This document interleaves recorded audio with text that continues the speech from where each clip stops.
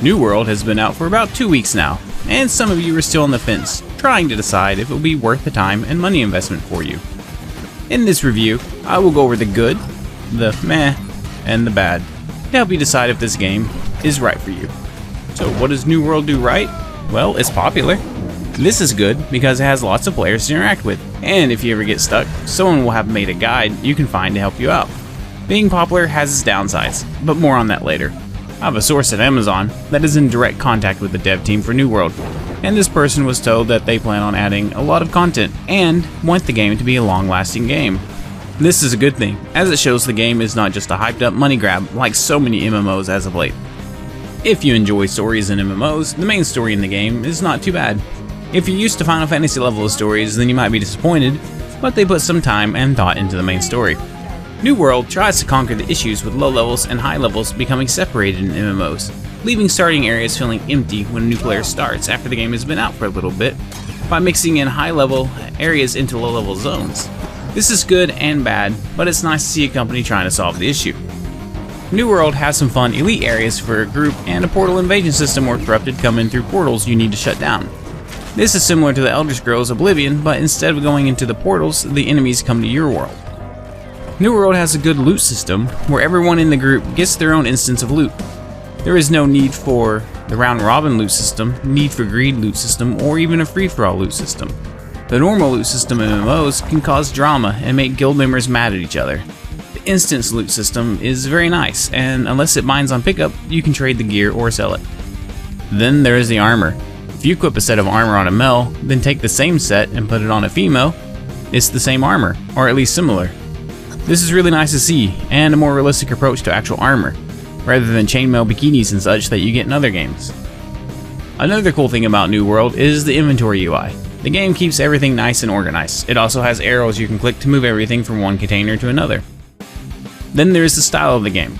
A lot of players refer to style as graphics, but these are actually different. Graphics references how well the style is displayed. The style is how the game is made to look. Some games go for a more stylized look, while others go for a more realistic look. New World aims for the more realistic look. The game looks great. While the style looks great, there is an issue. There are 3 different styles in the game. To a game developer, this shows a lack of communication among the art teams. The players do not look like they belong in the game, and the structures do not look like they belong with the environment. That said, each piece of art alone looks great.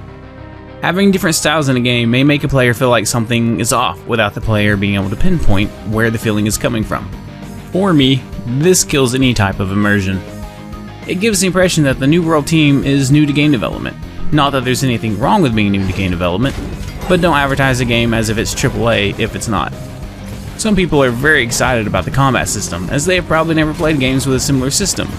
The ability to level up weapon skills instead of having a set class is nice. It's not new or unique, but it's still nice. Combat itself, though, is a little meh. The combat does not work all that well, especially when compared to other games that use similar combat. There are quite a few glitches when fighting, and the weapons are not balanced. Combat feels like it's still in beta stage. It's definitely better than it was in the beta, though. It now feels more like you're actually fighting against the enemies in the game rather than how it was in the beta. In the beta, it felt like you were fighting at the enemy, and it was just running through the motions of fighting. Your hits had no impact or reaction, similar to fighting a training dummy. The animation weight with the weapons is still lacking though. It's gotten better, but it needs more work. Swinging a great axe or a great hammer just doesn't feel impactful. Using their abilities is a lot of fun, but it just doesn't seem quite like you're actually using a great axe or hammer. Quests outside of the main story are meh. They don't feel like a lot of time and thought went into them, that they were just thrown together to get something into the game. Now, this is probably due to timelines. The game took a major change of direction with little time to change it to that direction. Like most MMOs, the quests start to feel like quest vending machines. Then there are the faction and city requests to build up rep and put the city into conflict to declare war. These quests are just the same quests over and over. They get extremely monotonous after a few times, but you will need to do the PvP faction ones for hours on end over and over to put the city into conflict. If you're excited about PvP, this may not be the right game for you. PvP is flag based and very few people will flag up and go out into the open world. It is very hard to find PvP.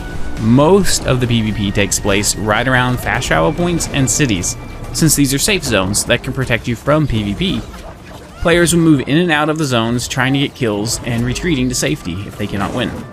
We go all over the map flagged up for PvP, and companies that want to mess with us don't bother flagging up. Instead, they just troll while unflagged. Such as when we had 10 at Pirate Cove, a company of 50 showed up, but instead of flagging, they split up and blocked off all the spawns, killing everything as it spawned to reduce the amount of XP we could get there. We had an upcoming war with this company, and they wanted to slow down our progress. This is the issue with flag PvP. Most players will opt out unless they are sure they can win. It's also a faction game, where you can swap factions after a certain amount of time. This will eventually lead to most players joining the same faction. One of the reasons people do not flag for PvP is level differences. A level 60 can attack a level 1. A lot of the PvP issues could be solved by creating a level cap like most PvP MMOs, where PvP is always active, but if you're 10 levels or more over someone, you cannot start the fight with them. Yes, there is a system in place to balance out the level differences, but it's not enough. Once a player is 10 plus levels above you, they have an extreme advantage against you that can only be overcome if you're way more skilled than they are. It is an MMO, and PvP is generally not fair in MMOs. This is just the way it is. Players with more time and better guilds will always have the advantage in PvP. The current PvP system in place, though, is going to leave the MMO players who enjoy PvP unsated, and they're going to move on to a new game. Then, there is the war system, where 50 vs 50 fights for control of a city. If you're not in a company that contributes to these wars quite a bit, you're extremely unlikely to ever get to participate in these wars. The attacking and defending company get to choose who goes into the war. When we attacked a city and declared war, we only allowed our company to participate in this attack. The good news is, once you're level 60, you can participate in skirmishes that are similar to the wars for cities. Some people like the game's inventory and storage system. Personally, I do not enjoy it. I have to spend hours of my time managing storage due to the low weight limit and the fact that your bank is not global. You can only carry 200 pounds, and if you're a miner, that's not great. Yes, you can get bags to extend your weight eventually, buy houses to get more storage, and increase each city's bank's weight.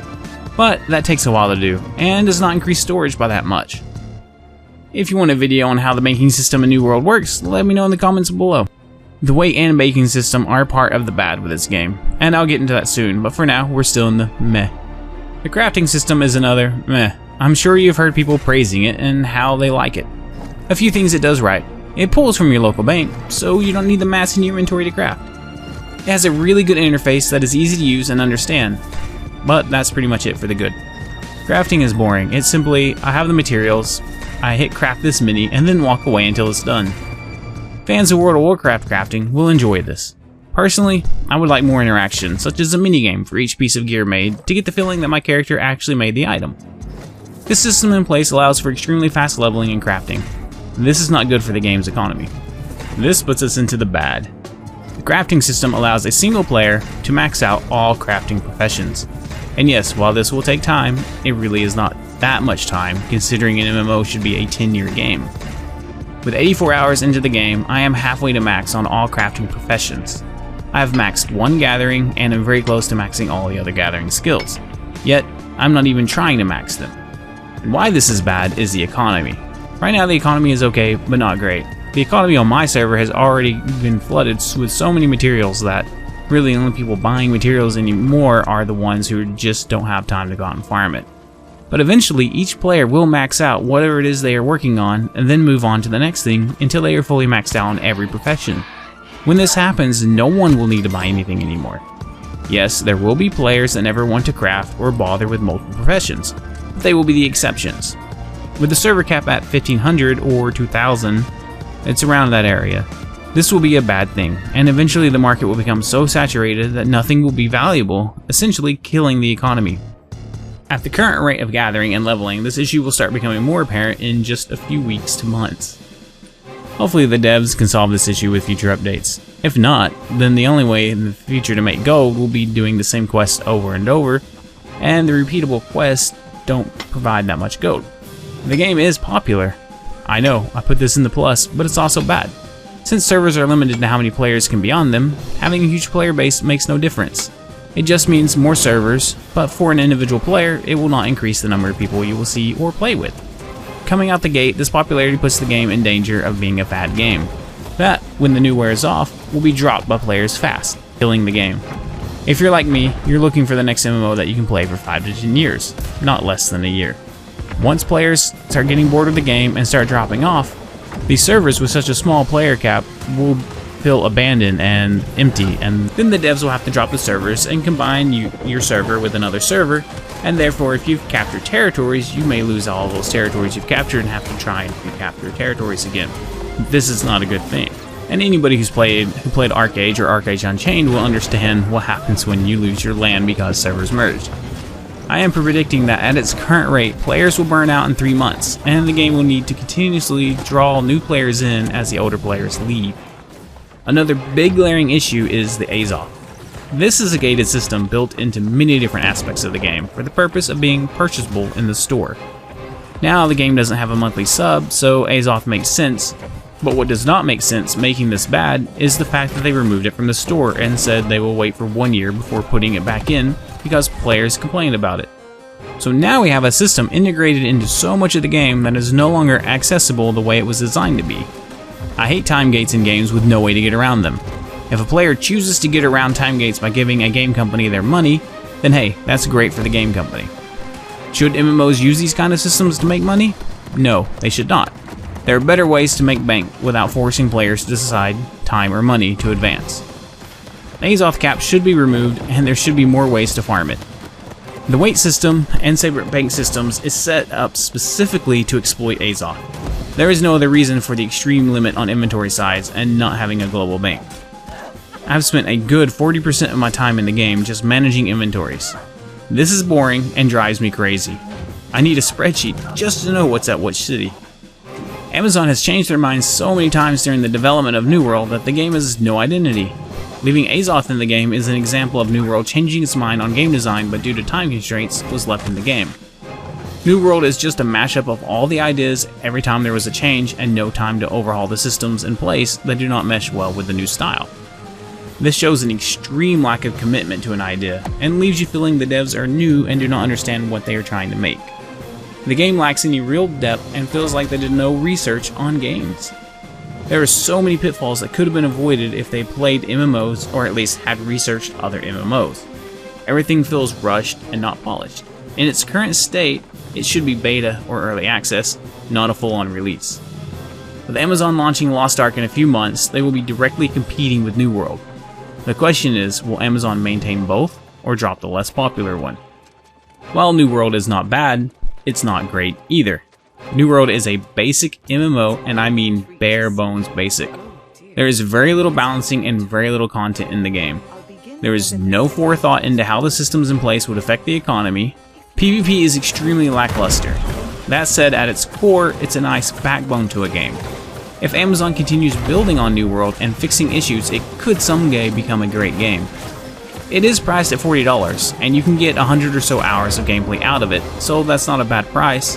And who knows, Amazon might just have the next big MMO. Only time will tell. If you enjoyed the video, smash that like button. Have an awesome day.